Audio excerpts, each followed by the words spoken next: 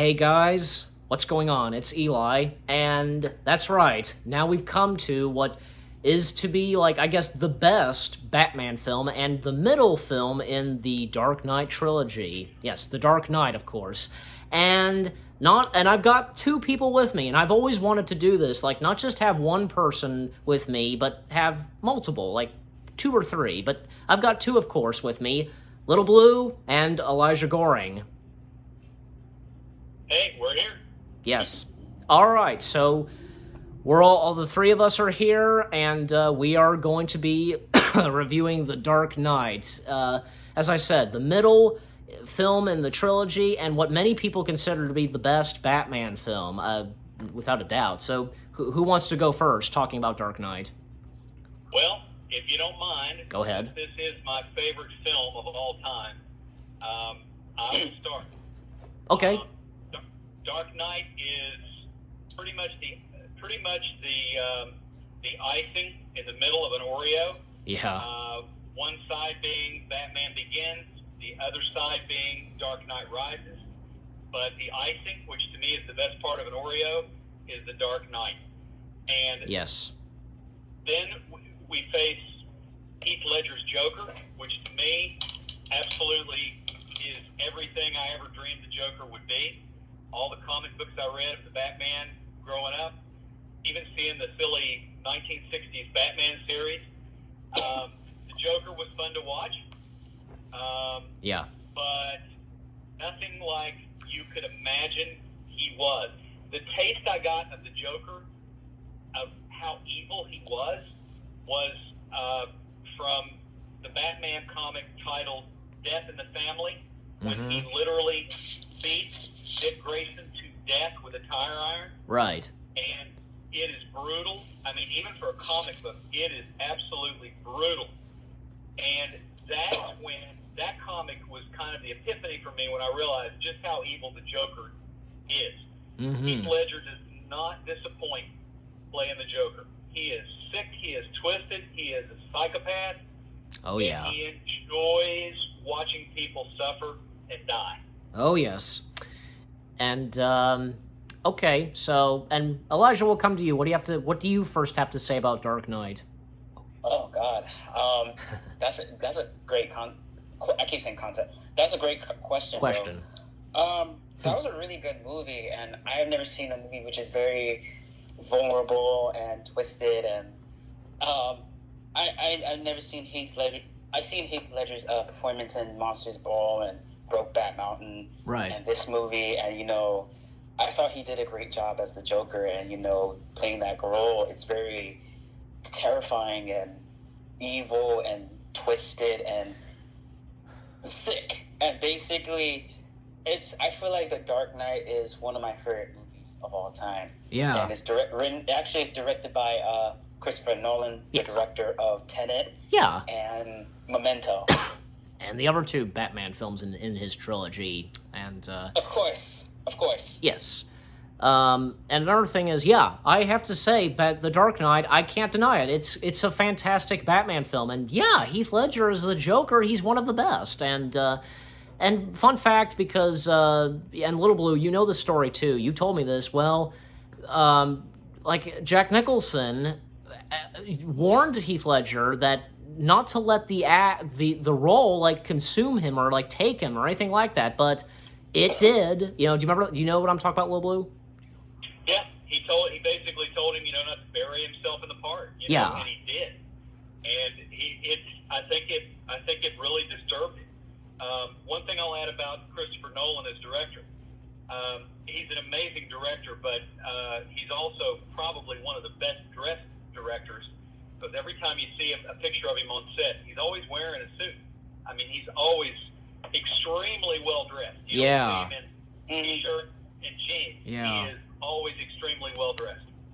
Yes, he is. Yeah. And not only do we have Joker in this, but later on, with the exception of, say, Scarecrow / Dr. Crane making a small appearance at the beginning, and all these other, guys, dressed up as Batman, but, of course, Batman stopping them and, I don't need help, and, and like even Batman commenting, like, says to one of the Batmans, "I'm not wearing hockey pants." Yeah, that scene. And we see him later on in the film because, well, we have Harvey Dent in this, and who would become later in the film Harvey Two-Face Dent, as that would be in the middle of his name. So, is there anything we have to say about Harvey Dent in this? Harvey Dent starts out as a very he starts out as Gotham's White Knight, as Commissioner Gordon labeled him, but his plunge into darkness is his loss of Rachel, and his heart is broken. Bruce sees that Rachel and Harvey have a relationship. He doesn't try to interfere. Nope. Until the end, when he tells Rachel that Harvey is Gotham's answer to Batman, and with Harvey now coming on the scene and basically taking up Batman's mantle, Batman can now go away and Bruce Wayne can get on with a normal life. The problem is Rachel has already fallen in love with Harvey Dent, and there's nothing that Bruce Wayne can do about it. Nope, not at all. And this time in Dark Knight, Rachel being played by a different actress, I never realized that it was the same Rachel. I don't know what I was thinking, but But the new actress who plays Rachel is pretty good too. And and because, well, with the return of with Commissioner Gordon and Lucius Fox and Alfred, Michael Caine, Morgan Freeman, and Gary Oldman, that one scene where Joker crashes a party, and that was the first time that Michael Caine got to see Heath Ledger as the Joker. It was like right as Joker shot in the air, and good evening, ladies and gentlemen. Pretty beyond tonight's entertainment. And every time I watch that scene now, I watch Michael Caine's facial expressions, and you can it's just a glint. He's only on screen for maybe 2 seconds, but you see the look on his face, and he's intimidated. He's clearly intimidated when he sees him for the first time. Yep. And I think that was very smart on Christopher Nolan's part to make him, to make the Joker come on scene like that, so the other actors are seeing him for the first time, they can react naturally. Exactly. Yeah. To what they're seeing. Yeah. But it's interesting that you never find out the origins of the Joker. No. When he's captured midway through the film, they said all they find in his pocket are knives and lint, and there's no match on fingerprints, no match on DNA, nothing. And even his story that he tells, you want to know how I got these scars? Yeah. Every time he tells that story, it's a different story, and it almost matches the scenario he's in. When he's talking to Rachel Dawes, he's talking about his wife, who left him, who was beautiful like you, and he's telling this story how he sliced his mouth, to try and make her feel better. And then she couldn't stand the sight of him, so she left him. And he makes himself sound like the victim. He makes himself pitiable. Yeah. But you can't pity him because once you hear one story and then you hear the next, you know what he's up to. He's a psychopath. Right. And another thing is, like, this is also kind of mentioned, too, like, well, he says to one guy, you remind me of my father. I hated my father. So at least we get a little of that, about his father. Exactly. You know that much of it is probably true. His upbringing was not normal. Probably his mother was beaten on all the time by his father. His father probably was a drunkard and a fiend, as he described him. But again, every time he tells that story, how he got and I've thought about it, and I almost believe that the first story he tells, when he tells the story of how his father, says, let's put a smile on that face. Oh, yeah. That is the actual story of how he got those scars. Yeah. It's a theory, but the way he tells it, the way he tells Gamble, the gangster that we see in the film, when he cuts his mouth, cuts his throat, basically. Yeah, and earlier in the film, because that infamous sequence in like this kitchen, and I thought my jokes were bad, and that pencil magic trick, and right into one guy's eye. That is, to me, that's my favorite scene in the whole movie. When he comes in, ho, ho, he, ha, ha, ha. And I thought my jokes were bad. Yeah.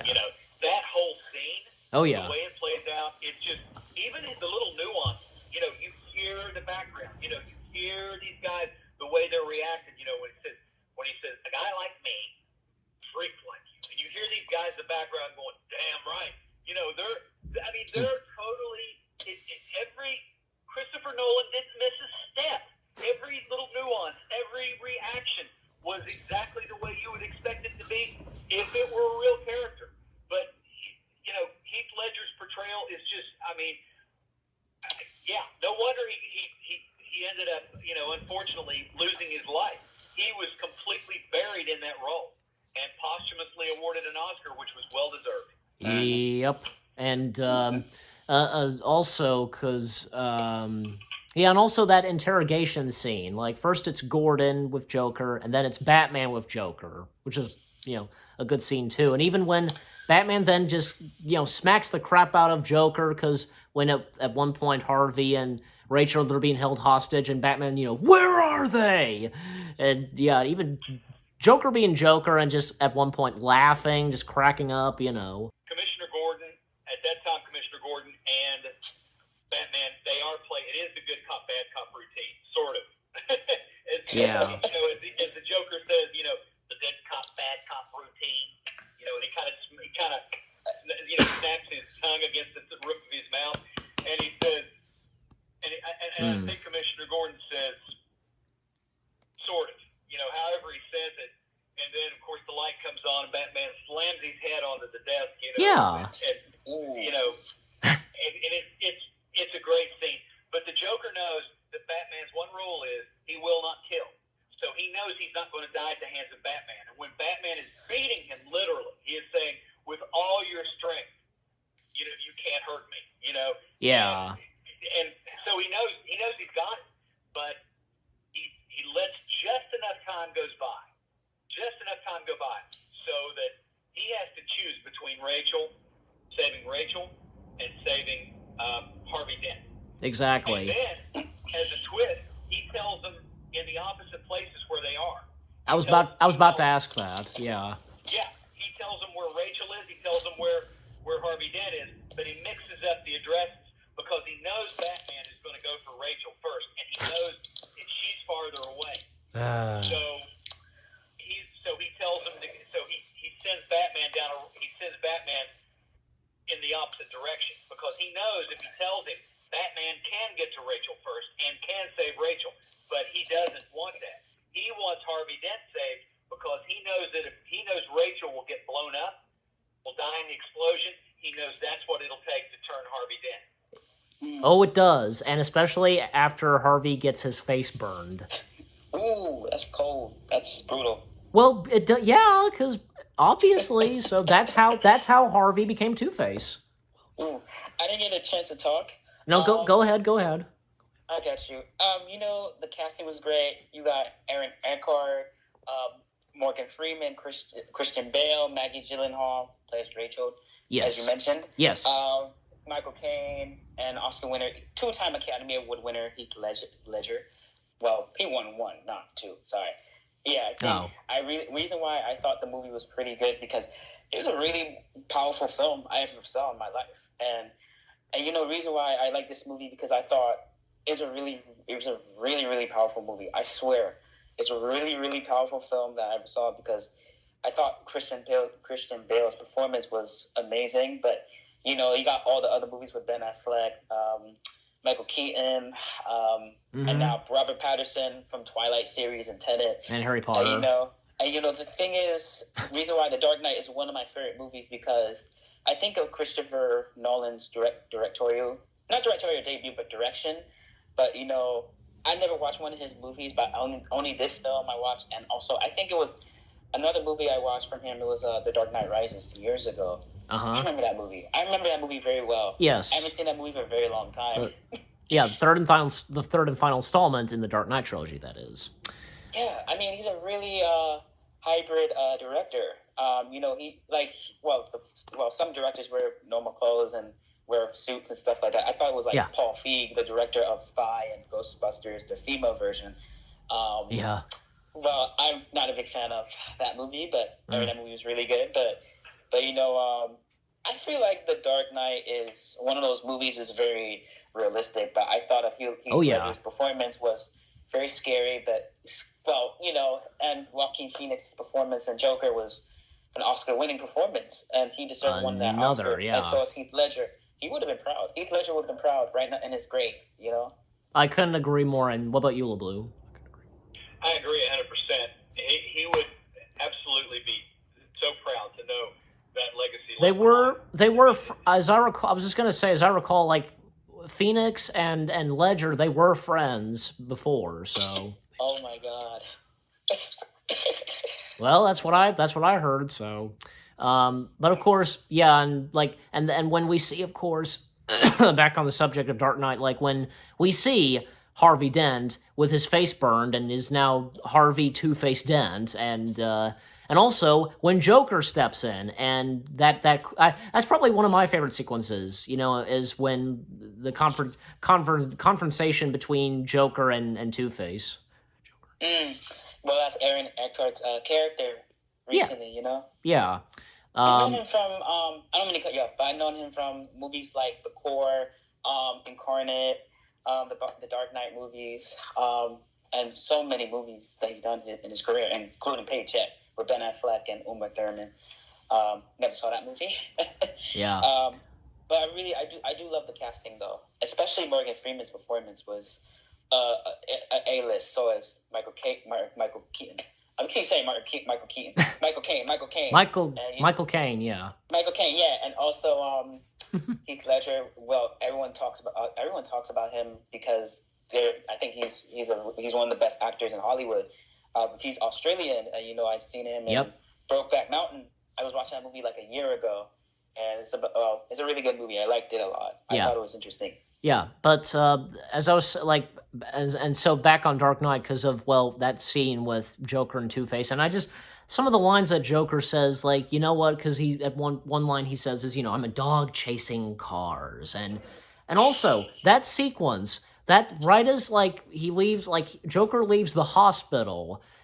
That was real. Like they actually, like Christopher Nolan and the crew actually used this one building that was actually being blown up. They just inserted in the film, and with Heath Ledger being there, that was so amazing. So there's that, and also trying to remember because that's when Two-Face. Well, Harvey Dent, now Two-Face. Just totally becomes a different person, and then and because he always had his lucky quarter with him and flipping it, tossing it and such, and killing some people, and when kind of like the showdown. Well, at one point, Commissioner Gordon's family is captured, and his wife and his kids, and Harvey has them held hostage, and even when the final showdown between Batman and Joker, and because at one point, because after Joker summons his dogs attacking Batman, and then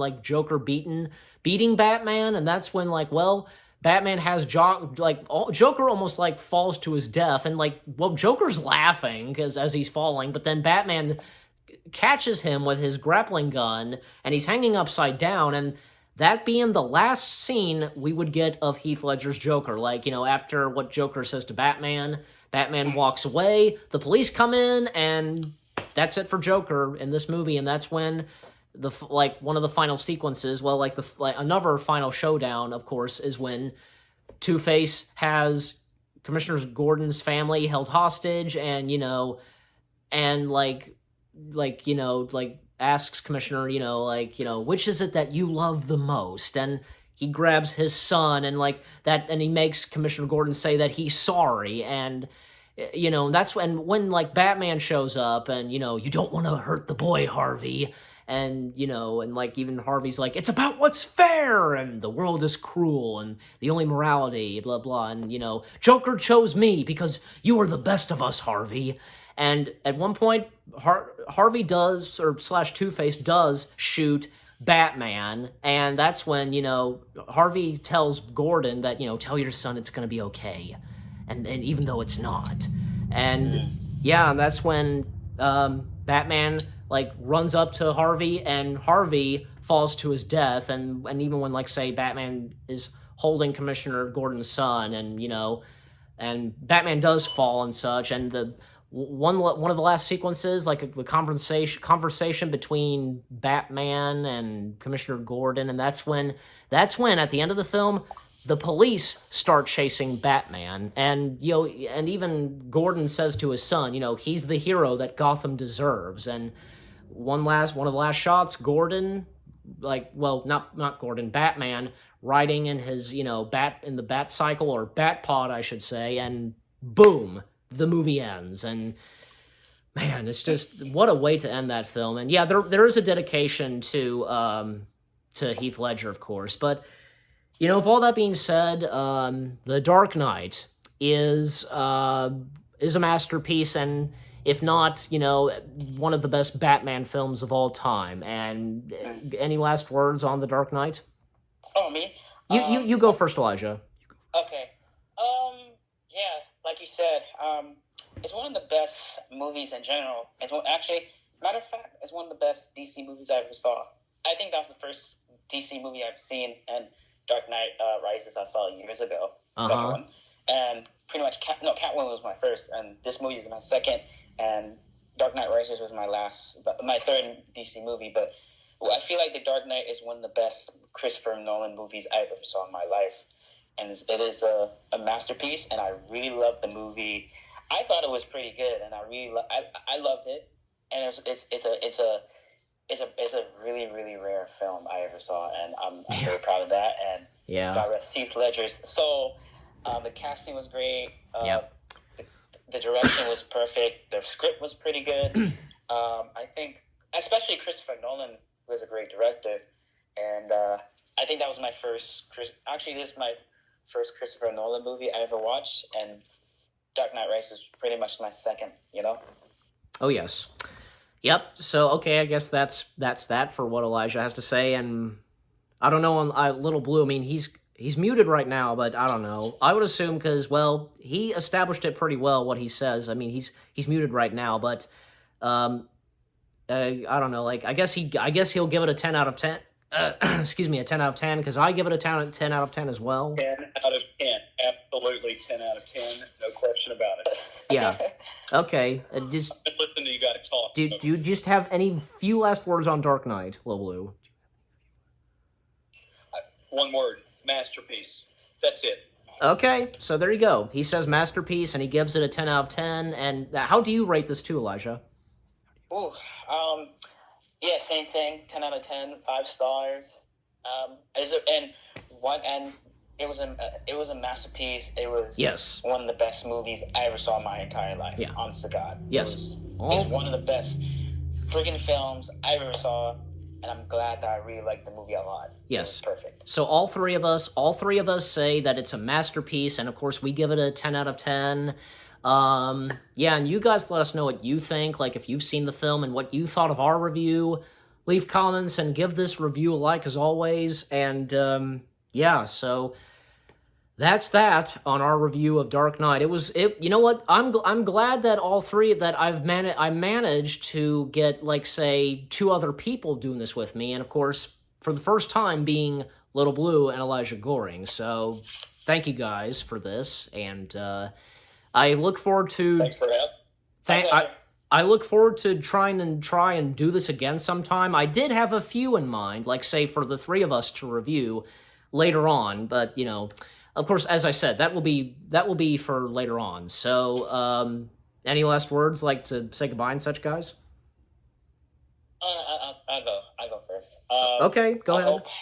Stay safe out there, and I know the pandemic's going on, and watch some great films that you love, and I'll see you on the next movie review. For sure. Yeah, and Little Blue, last words. I must be off.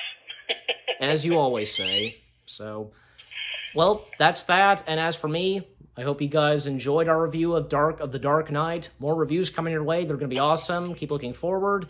And we'll see you guys in the next video/review. And one more live-action Batman film to do, and that being, of course, The Dark Knight Rises. Stay tuned for that. Yeah, later tonight. Take care, and peace out.